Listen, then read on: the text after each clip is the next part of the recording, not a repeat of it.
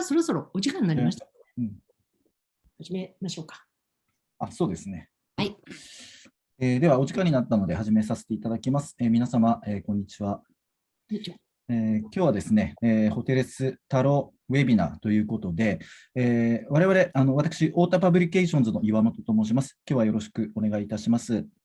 私どもはですね、週刊ホテルレストラン、ホテレスというものは基幹ビジネスに、ホテル業界を中心に、旅行業界に関わる皆様に、幅広くお役立ちをしたいなということで、日々さまざまな、取り組みをしているわけなんですが、弊社の中にですね、タロウというチームがございます。タロウというのはですね、旅行市場、特に国際的な旅行市場に関わるチームでして、B2B を中心に B2C といった事業領域も今後手掛けていこうという中で、これから旅行市場がですね、動き出すであろうというのが、期待値としてあります。実際もすでにヨーロッパやアジアの一部の国ではですね、もう PCR テストもなしにですね、入国できるみたいな状態も始まっていて、日本はまだそういうことができないんですけれども、じゃあ逆に、海外の先の事例を学んでおけば、今後の日本の我々にとっても役立つのではないかということで、今、海外がどんな動きをしているかということをですね、これからしばらくは2週間に1回ぐらいの頻度で、およそ2週間ごとの水曜日のこの16時からのお時間をですね、使って、さまざまなプレゼンターの方をご招待して、開催をしていきたいなと考えております。今日はそのタロウチームのですね、COO のナナさん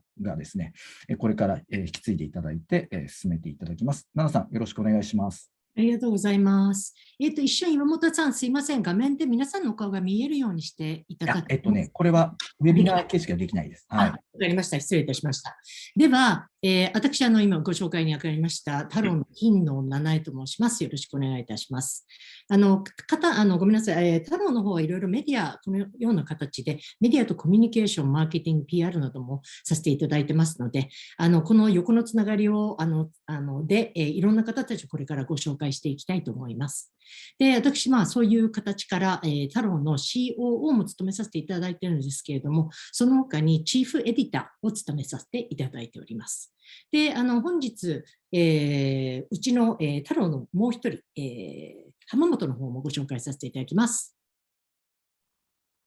浜本さん、いかがですか？こんにちは。すみません。先ほどちょっと最初のイントロのところでちょっと雑談してしまいましたけども、私太郎事業部のですね、CTO、テクニカル関係、主にやっております。でトラベル関係、そして、あとメディアに関しては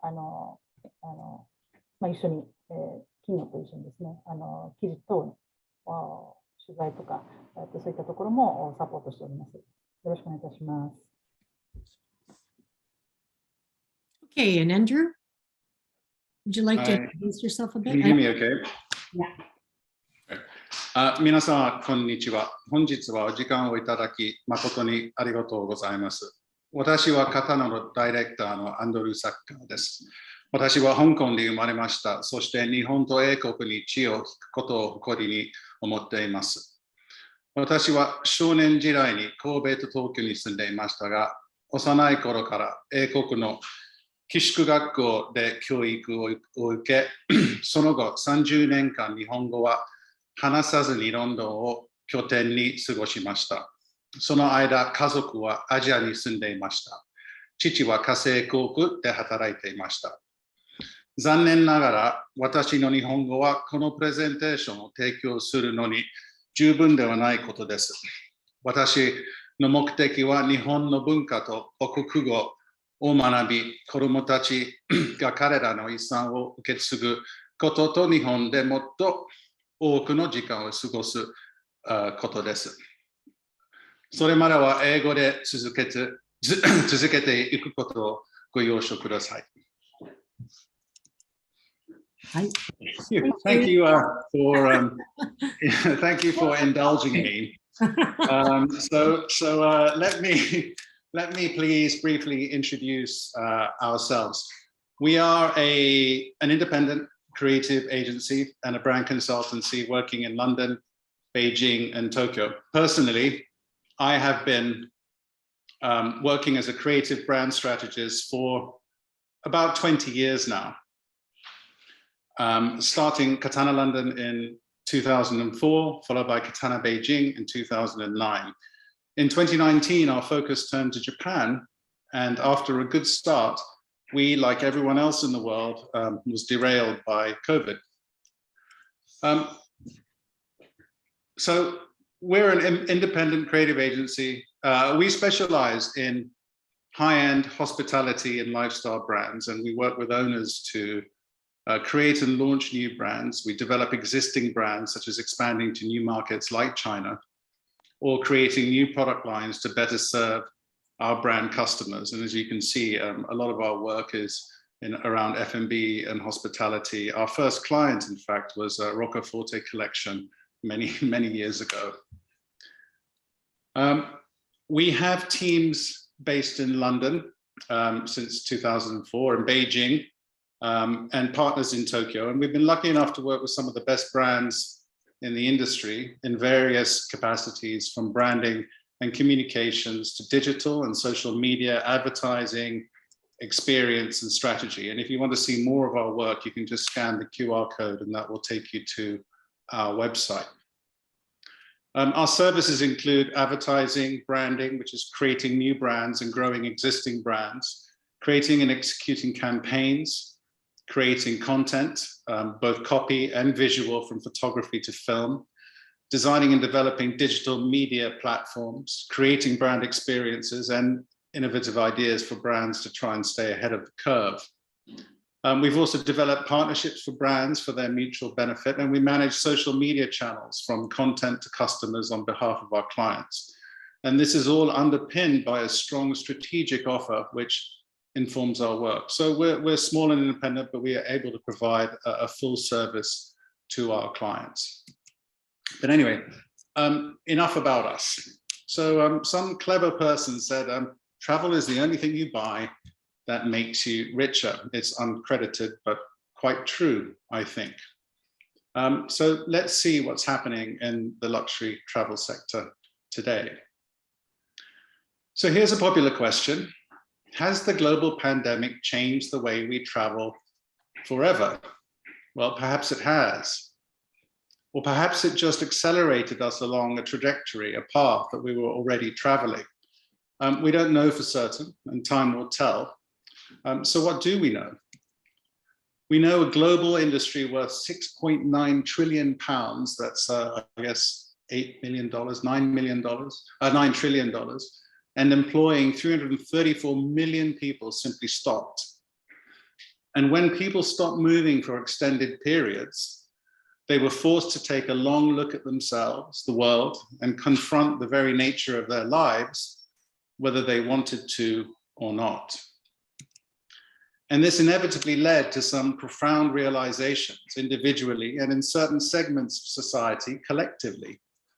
People question what they really want out of life and what they want their lives to look like when life starts again. So today we'll examine these behavioral drivers in a little bit more detail and why these matter, and how they are reflected in the needs of luxury travelers in 2022 in various parts of the world, such as Europe, US, Middle East, China, and the Asia-Pacific region, and how Japan is naturally well positioned to enjoy the rebound in travel, and some of the things that it can do to build on this for greater success. So let's look at 5 key trends shaping luxury travel in 2022 and further beyond in the years ahead, driven by changes in consumer behavior and what travelers are thinking about during the decision-making process. Just as a side note, what we do anyway as part of our process and service for our clients is our analysts keep a close eye on all media outlets and thought leaders within the industry, and we're constantly compiling up-to-date data. And these 5 trends are based not only on our experience, but also aggregated from what everybody else is saying. So we've just picked the germane points or the main drivers that we think are important. So number 1, the importance of health, hygiene, and well-being. 2, sustainability, taking responsibility for the environment, people, and destinations. 3, flexibility and the art of simplicity, and frictionless travel. 4, slow down, spend more on meaningful experiences with people that matter. And 5, make up for lost time by being adventurous and perhaps learn something. And because we work in hospitality and we always like to give something extra to our guests, a bonus point, assisted travel. Travel agents are back in fashion because frankly, well, we all need a little bit of help. But before we dive in, let's take a step back in time to a more optimistic period, a period of relative peace when tourism to Japan was growing in leaps and bounds. Tokyo 2020 was just rising on the horizon, and the government outlined an ambitious plan to attract 60 million visitors by 2030.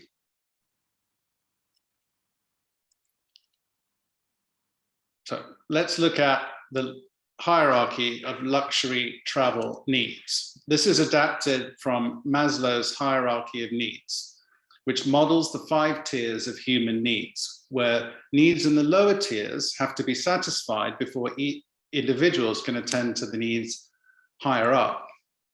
The hierarchy of luxury travel needs was validated by luxury travel leaders at the Connections Luxury 2016 event and presented by Amadeus in its Shaping the Future of Luxury Traveler Tribes 2030 report. In it, it stated that it's no longer enough to understand what luxury means to a particular traveler. It's about knowing what luxury means to that traveler right now. And Ian Yeoman, a futurologist, understood that as consumers and markets mature, materialism is less important, while time and enrichment are. This is important in European and American markets. And from Maslow's perspective, it's about self-actualization. So even in those days, the hospitality and travel industry understood the needs of the luxury traveler had already been evolving into something more meaningful, more experiential, whether it's authenticity or indulgence, more personal in terms of service or product, more exclusive or just more private. These fundamental needs have not necessarily changed with the pandemic. They may be even more important now, but whilst they were broad in scope before, these are now crystallizing to a clearer and more defined set of principles that look as if they're here to stay.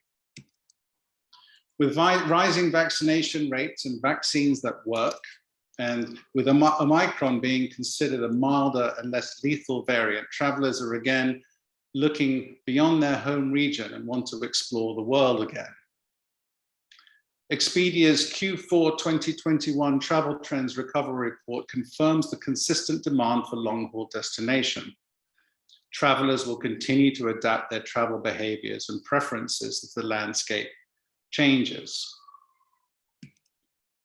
And with Reuters reporting a 700% increase in searches for flights to America on BA's website after the US announced its easing of travel restrictions from next month, it seems travel, and even long-haul travel, is firmly back on the agenda. So how has travel changed? What should we expect? We achieved a decade's worth of innovation in just 1 year, but what now? What does the future hold? Hilton, in their 2020 report, Emerging Trends in the Redefined Traveler, stated it well. The pandemic may have changed travel, but what's even more important is recognizing that the pandemic changed people. It changed the way people live day to day, their priorities and their passion points. Hilton summarized the profile of the 2020 traveler like this. Amid chaos, people found efficiencies. People have embraced efficiencies in many aspects of life. Zoom, anyone? And will be looking for similar conveniences in their travels, like contactless check-in, check-out, digital keys. Overall focus on wellness will go beyond the gym. With a reimagined workplace and new routines and habits in place, travelers will be looking for more grounding and balance in travel schedules. Nurturing new and existing passions, means more refined tastes and preferences. So new and refreshed hobbies are leading to more informed, sophisticated travelers. People are expected to pack their passions, driving demand for new trends in fitness, culinary options, and unique travel experiences. And a new sense of caring has emerged and is expected to strengthen. The pandemic separated families and friends, which is leading to a prioritization of reunion and reconnection travel in 2020. Beyond their inner circles, travelers are expected to care more about sustainability and community efforts, and are looking to remain loyal to brands, companies, and organizations that align with their values. So psychological well-being is anticipated to be restored in 2022, and travel will play an integral role. As travelers look to prioritize the meaning and purpose of life, they will turn to companies like Hilton to provide safe spaces that help them achieve balance and growth they crave and have been missing during the past 2 years.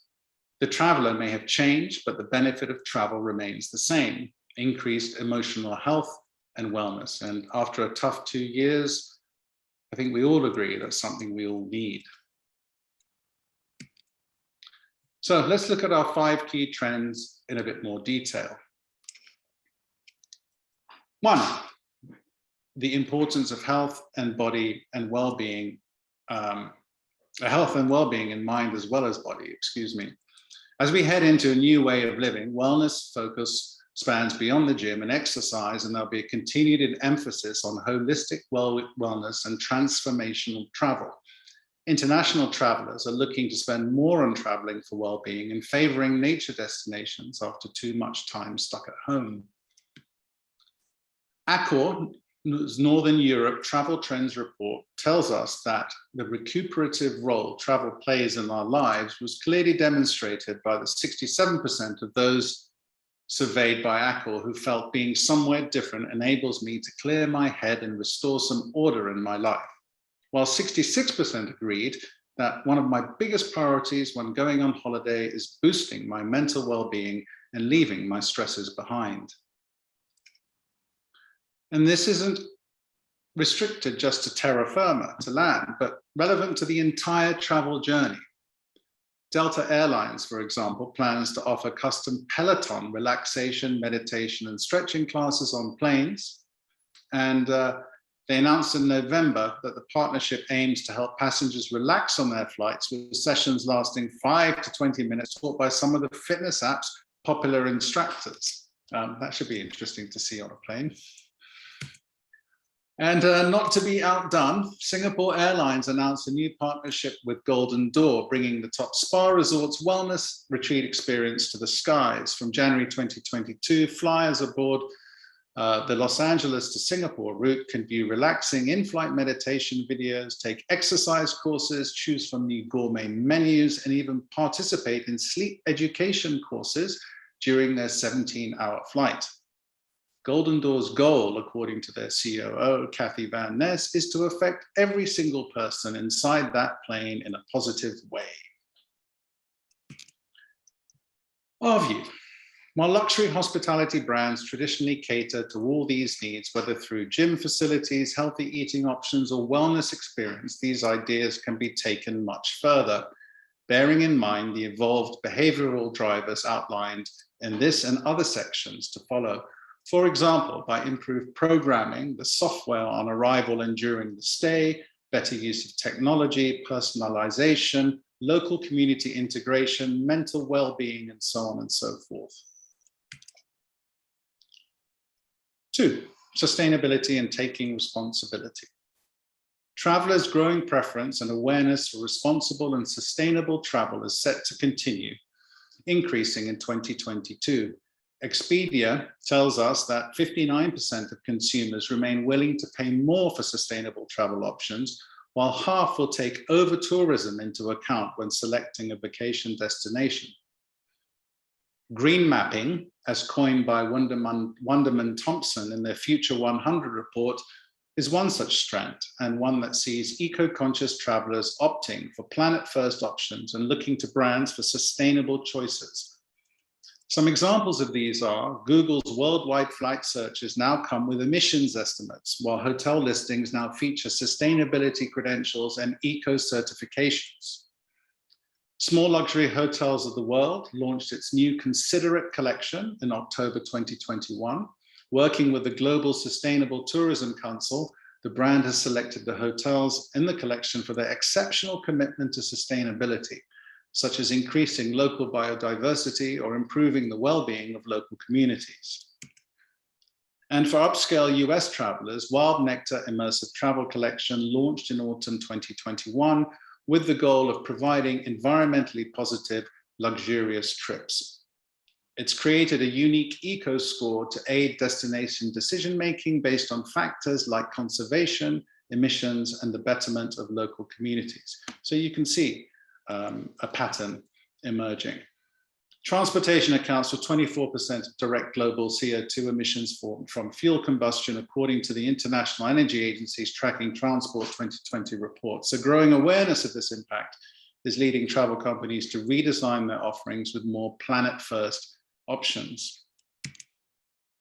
The Times and the Sunday Times also imagines a more sustainable future with the end of over-tourism, with leaders considering the value of mass tourism, with Venice, which had an estimated 25 million visitors in 2019, introducing a long-threatened park-style entry fee of up to $9 or $12, $13 this summer. Amsterdam City Hall said, "We don't want to go back to what we saw before the pandemic." And Kyoto has a similar problem that needs solving, and visitors would prefer it. A more sustainable future needs a shift from a business model based only on profit to one where social and environmental concerns have equal precedence, the triple bottom line framework.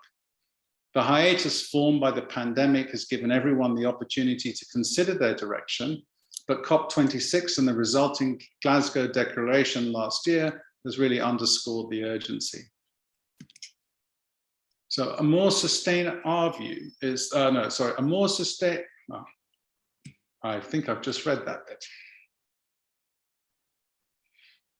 The triple bottom line for your consideration.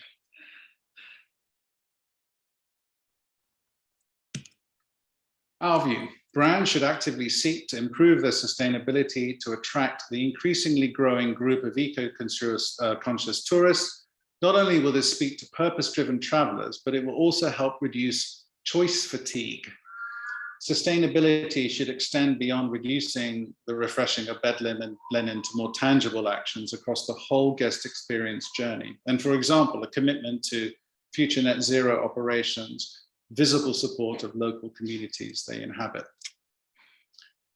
Daniel Skeldam, the CEO of Hertog Rutten Group, says a very positive trend we've seen throughout the pandemic is that travelers are increasingly eco-conscious, meaning they do their homework on brands to make sure they align with their personal values.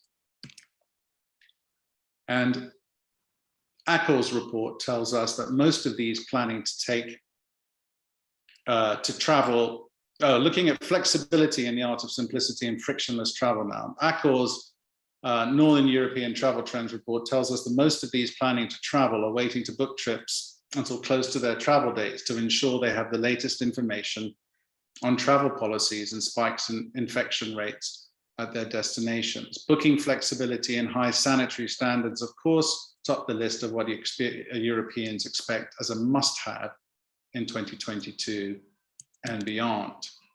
Of the top 10 changes travelers want to see post-pandemic, as identified by Accor, more than half relate to flexibility, simplicity, and clarity, and the idea of frictionless travel. Clearer health and sanitary standards, flexibility on changes to bookings, clearer cancellation policies, contactless payment options, fewer people, increase in hotel technology, less interaction with other tourists, less air travel, more booking online, and ways of tipping and paying without cash. So what does a frictionless journey look like? Well, they might start with self-service backdrops, which eliminate the need to join the check-in queue. In Norway's 44 airports, for example, passengers check in online and receive via their mobile phones a barcode that they scan at the bag drop to print their luggage tag. And that's the beginning of a technological evolution accelerated by the pandemic, according to this Times. And that's not all. According to Travel Trek, the next big step is into biometric contactless solutions that will allow us to move through terminals without showing documents. It works like this. You take a selfie on your mobile and you upload it to a facial recognition platform such as CETA Smart Path, which then links to your passport, allowing you to fast track through airports just by looking at cameras. And that's not all. According to travel tech giant Amadeus, imagine this. When you board a flight, a message is automatically sent to your hotel. The hotel automatically checks you in and a digital key is dispatched to you. When you arrive, you can skip the hotel front desk and head straight to your room.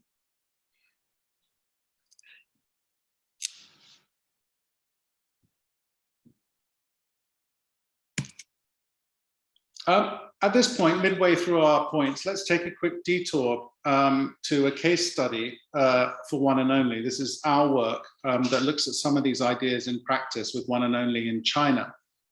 The challenge that One and Only Resorts has in China is that it has no hotel there. So it's completely reliant on outbound trade.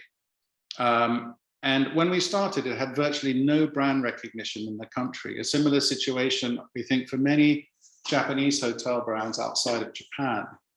So for One and Only Resorts, we created a bespoke digital and social media platform that includes all stages of the guest journey, from discovery to booking to planning, to an on-resort experience and customer services, all in Chinese, making use of local super app systems. And this is, the opposite of what they do traditionally as quite a high-touch luxury stroke ultra luxury resort offer.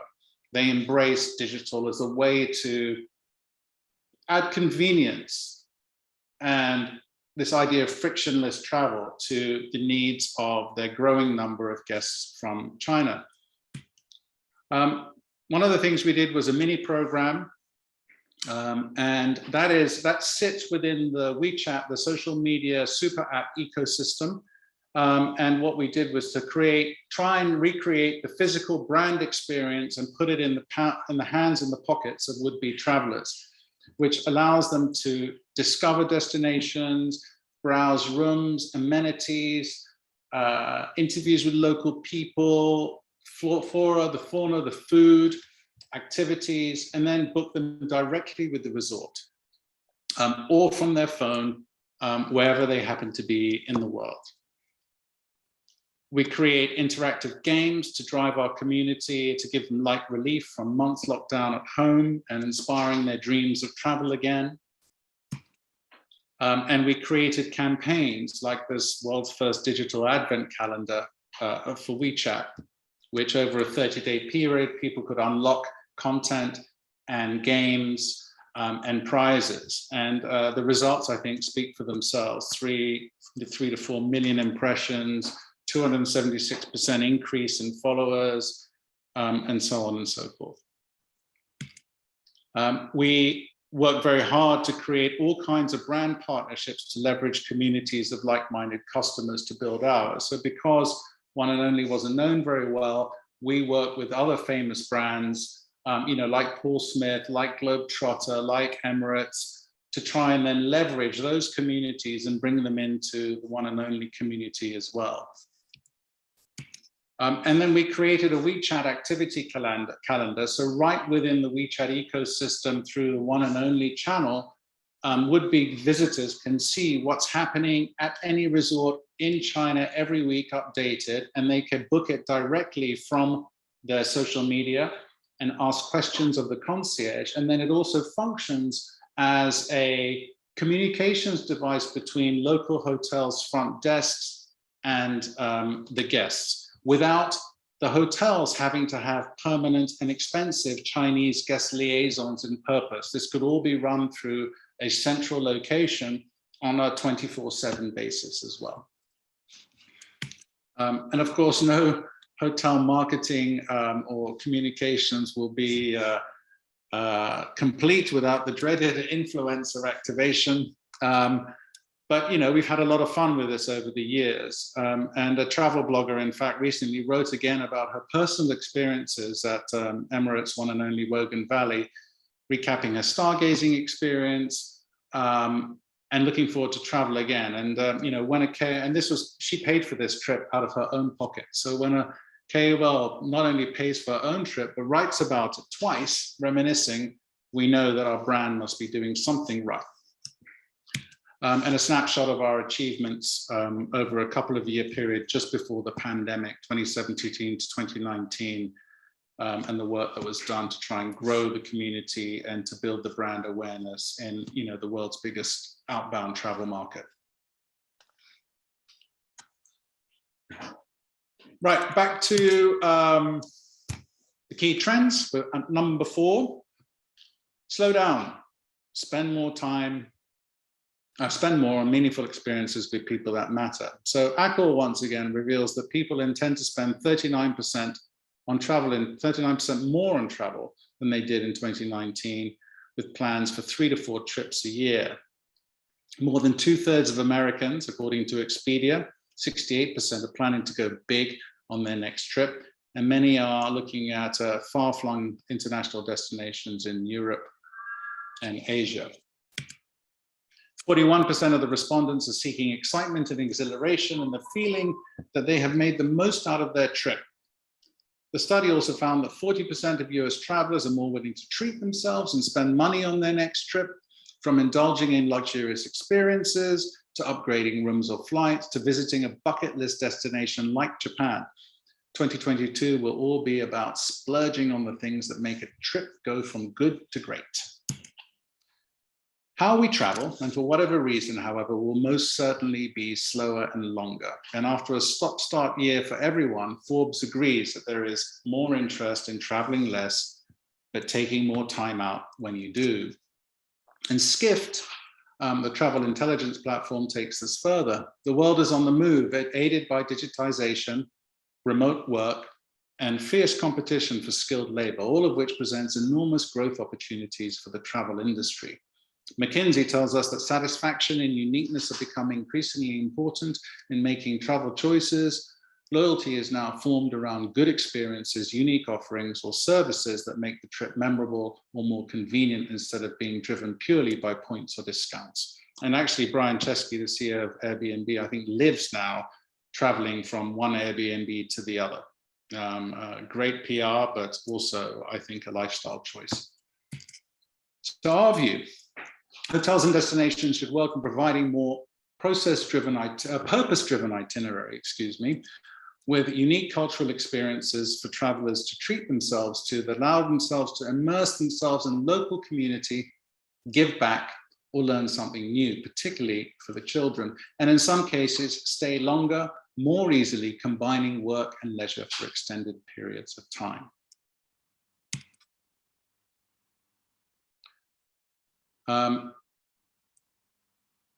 Right, so make up for lost time by being adventurous. Accor reveals that people intend to spend 39% more on travel in 2022 than they did in 2019, and with plans for 3 to 4 trips a year. According to Forbes' 2022 Travel Trends Report, it will be those once-in-a-lifetime trips that have the big draw. The events of the pandemic have made travelers all the more appreciative of being able to travel freely when they can. Travelers missed out on key milestone moments last year, so in a bid to make up for lost time, we'll see once-in-a-lifetime trips take on more importance. People want to put in the miles to reconnect, and we'll see big reunion trips with loved ones as people reevaluate what's important. Virtuoso experts agreed that 2022 will be the year of once-in-a-lifetime trips. Tapping into their advisors, specializing in exclusive excursions, Virtuoso found that 76% have seen a recent increase in ultra-luxury travel, with safaris, islands, international city destinations, and ocean cruises as the preferred experience. And the uptick in high-end travel is a result of pent-up demand and expanded financial needs, i.e. people have savings. And city travel is back. After more than 2 years of avoiding urban centers, travelers are eager to return to their favorite metropolis and swan dive into the sights, bites, and sounds of a city not their own. Hotel searches on Expedia jumped 62% for London and 51% for Paris since January 1st. And Four Seasons reported an 80% increase in its bookings in Paris, London, and New York from December to Jan. According to the Financial Times, so looking at our bonus point, the return of assisted travel, good news for us in the industry. According to the Financial Times, travel agents are one of travel's bright hopes for 2022. Over the past 2 decades, advances in technology have made it increasingly easy to book your own flights, hotels, car rental, and tours online. And then came the pandemic and a raft of ever-changing travel restrictions, testing requirements, and last-minute cancellations. Travel is more complicated than it's been in a generation. And so a helping hand, that of an expert travel agent, is suddenly at a premium once more. Virtuoso says it saw the number of people seeking travel advisor grow 50% in 2021 compared with the previous year.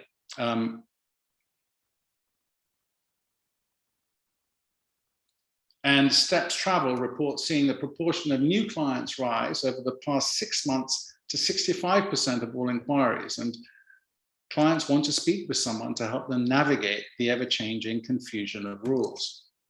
This is reaffirmed by the Times. In 2019, research by Kayak revealed that 47% of us had not visited a travel agent for at least 10 years. The mass repatriation in March 2020 was a stark reminder that tour operators will be there for you if something goes wrong and you need to get home quickly and safely.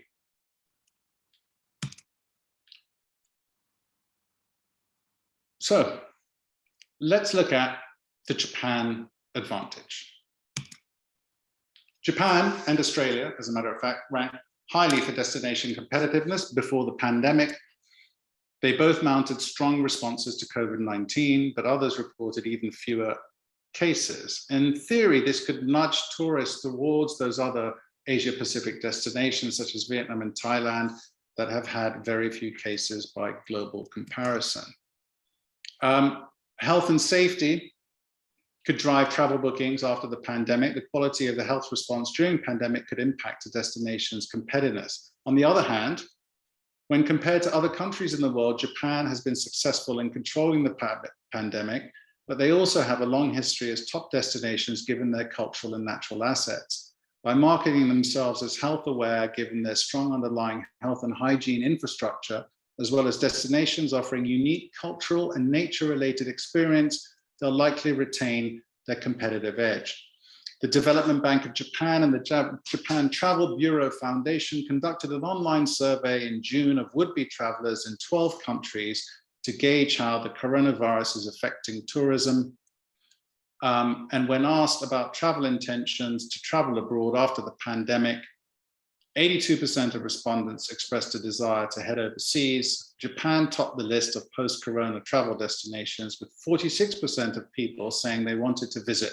South Korea was second most popular at 22%, followed by Taiwan at third. And here you can see quite clearly how strong Japan's attraction is, though we should probably take it with a little bit of a pinch of salt as well, because this was commissioned by the Development Bank of Japan itself. But actually, I think this is also held up by other research that we're seeing, particularly in markets like China.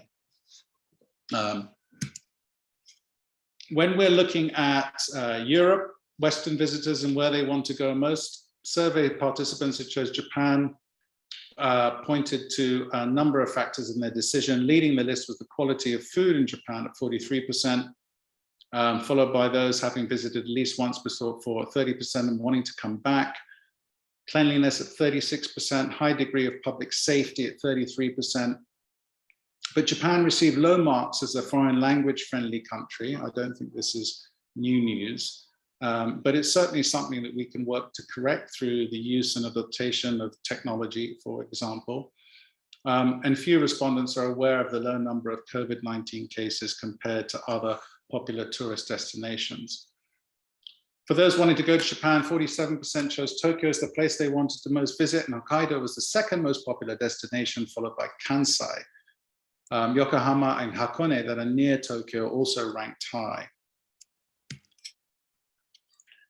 So let's look at some regional points of view. I think the interesting thing about these trends as they were, or these expressions of traveler behavior, is that they're common to all humans, wherever they are in the world, but across different regions and different cultures, there are, of course, certain nuances that we need to pay attention to.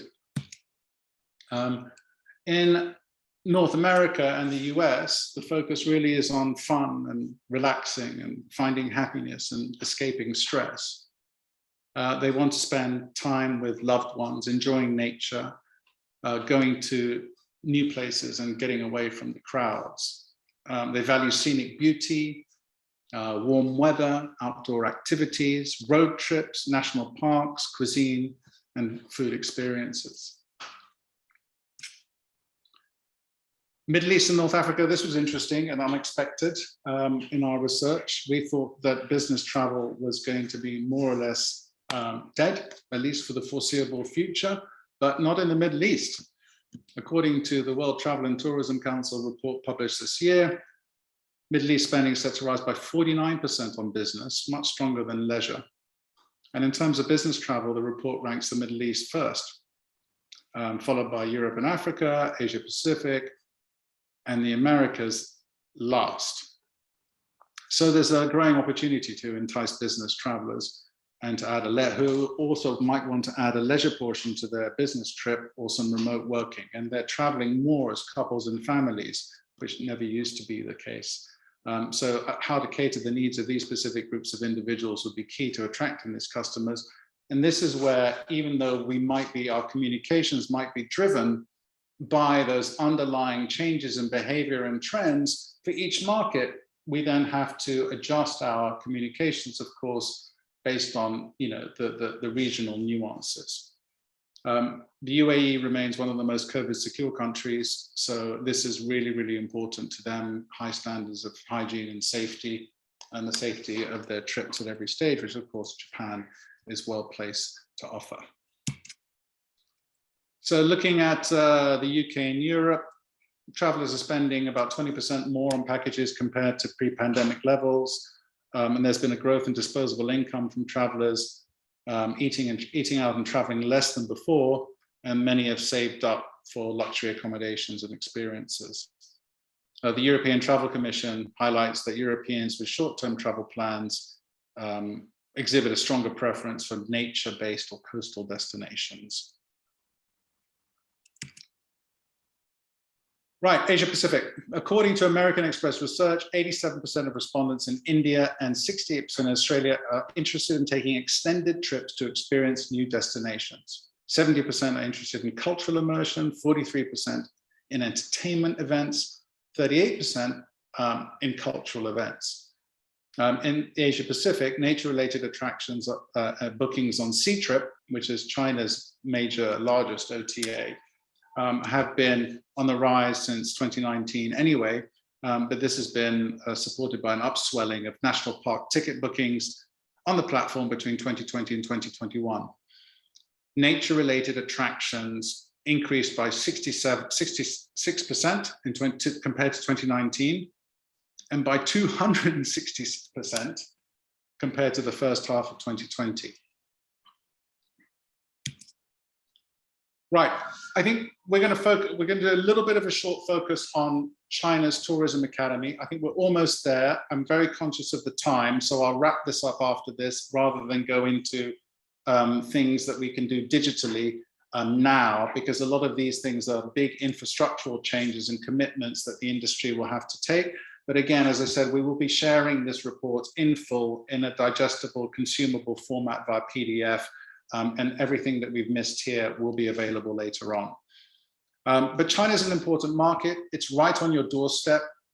They know Japan. They have an appreciation for Japanese hospitality brands, unlike the West. The interesting thing is that when people search for holidays to Japan, in Europe, UK, and the US, they search for areas to stay. For example, if they're coming to Tokyo, they'll look at Shinjuku or Shibuya or Ginza.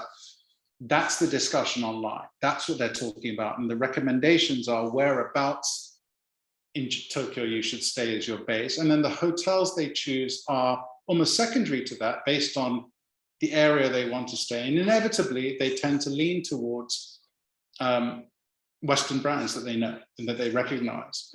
So I think the opportunity for Japanese hospitality brands is to try and A, own the destinations they occupy, but B, also then on the back of that, introduce their brands to the public because they're very open to new experiences. They just don't know what's available really, unless they're shopping by price or through their travel agency. Whereas in China, when you look online and see what they're talking about, the recommendations and referrals are about existing hotel brands, whether it's Hoshinoya or Mitsui or any of these things. They all have quite good brand recognition and awareness. But when you look a little bit deeper, there's not enough communications being done by hotels directly to Chinese consumers. And so we feel that an opportunity is being missed, particularly as we know that China, for all the geopolitical noise that's going on, the people love coming to Japan. They absolutely love it. And especially now, post Beijing Winter Olympics, we think that Hokkaido is going to be incredibly popular, even more so than it already is. So anyway, travel is the second most popular leisure activities. They're taking longer holidays. They're interested in more active pursuits, more cultural experiences. They're increasingly sophisticated. And you can see here that, a year ago, when we were looking at this in 2020, thinking that the recovery is going to be in 2021, Japan was top. But after 2 years of pandemic and lockdowns after lockdown after lockdown, I think most people, what they really want to do is to get away to an island and just escape from the cities that they live in. But, you know, positively, Japan is still ranking and scoring really, really high, which is good news. And there is an opportunity there for Japanese hospitality brands to act on now to win that market share as it comes into the country. Top activities are still shopping, as you can imagine. And interestingly, 67% of respondents gather information about new brands through social media, making it the top source of information above e-commerce platforms and OTAs and above friend recommendations. So it really becomes an important tool in trying to win the audience over there. There is this section on what we can do now. I'll share that with you later, but I think probably this is a good place to stop, isn't it? I've carried on a little bit longer than I wanted to. I'm sorry we got a bit more excited when we were preparing this information. And actually, we believe it or not, we've cut a lot of stuff out. So forgive me for carrying on for so long. Thank you very much for listening and your indulgence. And I will hand over back to Nana-san and Yamamoto-san and Mizuki-san. Thank you so much, Andrew. That was fantastic. 冒頭でも私の方で説明させていただいたんですけれども、今日のこのアンドリューさんの、プレゼンなんですけれども、ちょっと英語が分かりにくい、もうちょっと知りたいという方のために、後日、これを皆さんのプレゼンをもう少し分かりやすくポイントをつかんだものを皆さんとご共有していただけるということなので、ご参加していただいた方たちには、後日、岩本さん、そうですよね、録画しているものと、あと、この、ごめんなさい、そのプレゼンなどを、どこでダウンロードできるとか、どこで配信するなどの情報を皆さんとご共有させていただきたいと思います。はい、それではですね。資料に関しては皆様にメールで送らせていただきまして、でこの動画に関しては太郎が YouTube チャンネル持っていますので、そちらでご紹介をさせていただきたいと思います。はい。でなんか今日いろいろもうコンテンツがたくさんあって、で特にこの中のその5つのキートレンドっていうところがやっぱり、今年になった私たちが始めたウェビナーの中でも ILTM 関連からのレポートも出てきたんですけれども、例の SDG であったり、その、ヘルスコンシャス、そのウェルネスであったり、そしてまた今日面白いなと思ったのが、そのフレキシブルな旅行ということで、それはまあ、チケットをすぐ変更できたりとか、結構そこら辺、ルースにいろいろやってくださるというふうなところがあったり、あと皆さんと面と向かっていろいろやらなくていいような受け答えができる。そしてまあ4番で私面白いなと思ったのは特にスローダウン、スペンドモア。ゆっくりした旅行を。ただ、皆さんの使う金額というのは消費量が高いかということなので、やっぱり皆さん結局コロナの後、ロストタイムがいろいろ出てきたので、まあこれリベンジツーリズムですよね。もうこれで、さてみんなやっと、ここで使えるようになったので、せーのという感じで、これから、日本が、まあ、オープンしたときに、やっぱりそういう方たちの期待感というのがものすごい高いような気がしました。皆さんいかがでしたか？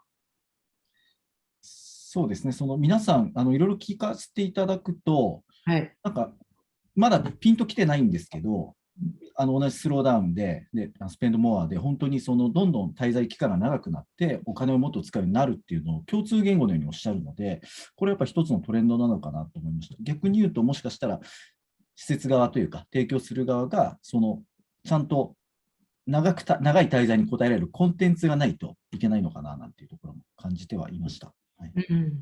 We're reiterating some of the things that you discussed with us today. And we thought it was an interesting point, for example, that you spoke about slow down, spend more, meaning that perhaps like some of the things that we have been doing all over the world is staycation or private residences, finding new ways for people to stay somewhere for a longer period of time. But does that mean that we need to develop more content or experiences accordingly as well? I think so. I think we need to tell people that, you know, they're welcome for longer, have more cultural experiences and programs. I think when people are going to travel, they're going to travel less. But when they do travel, they're going to travel more, travel longer and spend more while they're doing it. So if they travel with their families, then, you know, we need to keep them entertained, keep them busy. So there's a lot around. Some of the bigger specialist travel agencies in the UK, for example, are doing what they call edu vacations, where they're doing holidays that are combined with educational experiences for the whole family, but primarily the children as well. And somewhere like Japan is just perfect for that, from all kinds of outdoor pursuits to culinary pursuits to culture and history. I mean, you know, the ability to keep children occupied, but also actually teach them something, which is what parents are also looking for during the trips, I think would be interesting in terms of possible programming. And for the younger generation who are unattached, then yes, you know, I think the possibility of being able to travel and live somewhere for a month or two and work from there is perfectly possible. And, you know, I have many friends of mine from Hong Kong, for example, who come to Japan often and spend a month or two here because they can and because they love the country. But, you know, what we want to do is to get them to stay in the hospitality brands as opposed to, say, in flats or renting flats or houses. So I think it's about creating that platform for them to do so. また今、アンドリューさんのおっしゃられた中で結構キーワード的なのが、イギリスの方ではこういう、ビスポークの、ラグジュアリーエージェンシーの方の中で、間で今、流行っているキーワードというのが、エッツィートラベルと言われる、エッツィーって皆さんご存知かもしれないんですけど、手作りのものをいろいろ売れる場所があるんですね。で、そういうふうな手作り感のある教育性の高い文化的な、そういうふうな体験を皆さん探しているんじゃないか、そういうのをいろいろ皆さん作り上げたりしているということでした。まあ結構そういうのも面白いトレンドなのかなとやっぱり長期滞在ということがありますので、お子さん、今、先ほどのエツィプランは、多分お子さん、小さなお子さんがいる方たちだと思うんですけれども、その中でも、皆さんご存知のデジタルノーマドと言われるような方たち、こういうシェアオフィスだったり、シェアリビングスペースみたいな感じで、長期的に別の場所で滞在するという方たちのライフスタイルも、これから増えてくるんじゃないかとは思われます。はい。で、ちょっともうお時間がないくなってきましたよね。で、こういうふうな形で、これから私たちも毎回、世界中のラグジュアリートラベルに関係した、業界トップの方たちをいろいろお招きしてお話をお伺いできればと思っております。次回4月6日になりますけれども、こちらは第2弾として、ラグジュアリークの間の直美さんを迎えて、日本のそのビスポークエージェンシーがどういうことをなさっているかというふうなお話をはじめお伺いしたいと思っております。この次回の講師の真野さんっていうのはもともと何やってらっしゃった方だったんでしたっけ？そうですね。彼女は一番初めに日本の方で多分クリス・サイシャリーというビスポークのエージェンシーの、フランチャイズというか、こちらの方のレップをしてらっしゃって、それで独立されて、もう15年以上ですか、ご自分の、ブランドとご自分の会社で、こういうふうなラグジュアリー旅行の後、プランナーとコンサルなどもなさってます。自治体などのコンサルなどもなさってますね。そういうのまた面白いお話がお伺いできるんじゃないかなと思っております。で、あと、付け足すと、最後にアンドリューさんの今日のお話もそうなんですけれども、これから先、ホテレスの方でちょっと特集記事を組んだりというのも今考えておりますので、そちらのではもっと、さらに今のようなお話をベースにケーススタディであったり、そういうものも交えてお話が、今の本当にトレンドであったり、今マーケティングっていうのはどういうふうになっているかなどのお話をお伺いできると思います。では。はい。ありがとうございます。Anything else you would like to add, Mr. Andrew? No, thank you very much. I'm sorry for carrying on for so long. And if anybody has any questions, please feel free to get in touch, send an email. If we can help, we will happily help. We're over here in London. We have access to some information maybe that you don't in Japan. So we're very happy to share.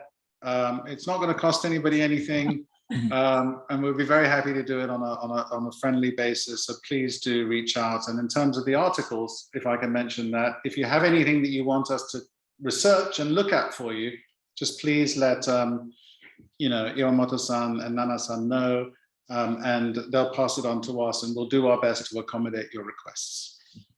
はい、ブランディングとかマーケティングってまだ皆さん的確にどんなものなのかとお分かりにならない方もいらっしゃるかと思います。私も。それでいろいろご質問等があれば、もちろん全くコンサル料は必要ありませんので、お気軽にお尋ねくださいということでした。では、今日は皆様ご参加ありがとうございました。またアンドリューさん、時間を作ってくれてありがとうございました。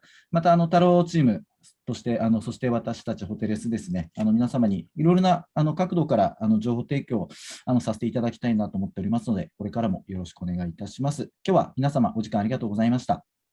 ありがとうございました。Bye bye, thank you. Thank you. Thank you. Thank you so much, Andrew-san. Thank you. Thank you. I'm sorry it carried on for too long. I'm sorry. No. It's okay? Oh, yeah. Extremely fruit and productive. すごい分かりやすかったですよね。すごい上手。Oh, was it? Yeah. Oh, good. Good. Thank you. I enjoyed it. It was great. We will now create a nice document that will be designed by our designers in a PDF format. Give us a few days or a week, and then we will put it together and we'll send it to you, and then you can distribute it to everybody who joined the call. Okay. Just as a follow-up, so they have all the data and they have all the information. Yes. Yeah. I had first time to educational training travel. Yeah, educational travel. So the reason why I didn't put that as a big trend is because it's only being offered by one or two specialist companies. Like, for example, Tom at Black Tomato are doing educational travel. I think people basically, within the sustainability part, people like that a lot because they want to be part of the local community when they arrive in Tokyo. And they want to give back to the local community. They want to see the hotels investing in the local community. So that's all part of education. But if you're taking a young family away for 1 month, you have to keep them busy. So they enroll them in courses. Maybe they go on a science expedition with onto the ocean, or they're learning how to do a new skill with a local artist or craftsperson. So I think that within Japan, I think there are wonderful opportunities for that. And that could be one of the articles that we look at if you're interested in that, to look at more widely into this concept of educational holidays. Sure, that's definitely interesting. Andrew, just curious, I don't know, like just from your... 待ってください、なんか。手挙げてらっしゃいます。サムさん。どうぞ、手を質問。ミュート解除してください、ミュート。ミュート。どうぞ。サムさん。画面。Q&A. Can you hear me? 社長じゃないですか。Yeah, we can. Andrew, you did really good. Bravo. Listen, thank you very much. Oh shit, man! You did really good. Lots of numbers, facts, quotes. Wow. Yeah, I probably sent everybody to sleep, but anyway, No, it's At least you filled the man. time. We can use these numbers, and it's a positive word for the industry, man. So it's really I think good. so. I think it's really positive, and I think Japan is in a really good place. Yeah. But Sama-san, like we've been saying for many years, the communication outside of Japan needs to be improved. For sure. The only stuff we hear about is stuff by the JNTO, and it's all the same things. It's all the traditional Japanese imagery and experiences. Yes. And it's not enough anymore. Yeah. It's not relevant anymore. People want to dive deeper. And Japanese brands have so much to offer, but people don't know who they are. So I think now, in a post-pandemic world, I would encourage local brands and owners to really think about how they can get their message, get their offer across to specific markets, whether it's business in the Middle East, whether it's for fun for the US audience, whether it's something more cultural and educational for Westerners, and then adjust their messaging and put their brands forward. So that people are choosing to stay in Japanese hospitality brands rather than defaulting to a Hilton or something that they know and they're comfortable with, because they want new experiences. And there's nothing more authentic than staying in a Japanese hotel, provided it can provide Western guests with the kind of experience that the kind of comforts that they want as well. It's all there. The hardware is there. Yes. Yeah. We can teach you to become a sushi chef in 2 weeks, that kind of stuff. Well, you can't. In 2 weeks, it's We'll impossible. teach you the master and we'll give you all the vocational shortcuts. travel. Oh, by the way, there's a couple of very good sushi restaurants in London now. You must come. Oh, really? Wow, cool. Oh, that's where they went. Come all the way to London to have sushi. I see. All right, I gotta get going, but thank you again. Thank you so Thank much you for having me. That was really, really very good one. No, I'm honored. Thank you very much indeed. Happy. Thank you. ありがとうございました I hope to see you soon. Yes. Visit. Yeah. またね。Thank you. Thanks, Sam-san. Thank you. Sasaki san is coming. Do you have any question? No? Who, Sasaki-san or Andrew? 間違いかな Oh, he hasn't raised his hand. I think. Yeah. Oh, can people just kind of stay on and then ask questions? I didn't know that. Yeah. Oh, we should encourage that. I'm sorry, I didn't. もし何か残ってらっしゃってね、聞きたいことがあれば。ごめんなさい。 Yeah, I think we should just keep it like a discussion. Yeah, after. afterwards? Mhm. Yeah, I think that's a Well, really I have a question. I mean, Yeah. like, just from your just your take, like, looking at the past, like 2 years, has because you brought up interestingly about Delta Airlines and Peloton, teaming up and because there's always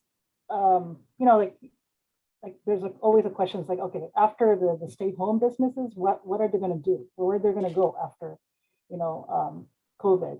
So are do you see them having still a business need in the long run, or do you see, and also do you see the Japanese, I mean, not just Japanese, but hospitality business in general, has they been like pandemic proof, after experience the past 2 years and adapting, like hotels, like the hotels and restaurants, in general. Have they been pandemic proofed? Like after, learning how to adapt, things, and then maybe teaming up with different, like coming up with different ideas. I mean, and let's say if there's something similar happens in the future, can they swiftly change their mindset and then go back to, to the. I think they're all having to adapt and adapt hard. A lot of them have been without revenue for 2 years. Yeah. In China, for example, the domestic demand is quite high, but even then occupancy is low. Restrictions, uncertainty. The smaller hotels and the better versions of that, for example, in the UK and Europe, are running very high occupancy rates and high ADRs because people want to go where it's the ones that I worry about, the resorts, I think will be fine. They'll recover well because people want to go away and get away, and they'll pay a premium for privacy and smaller density and space and clean air.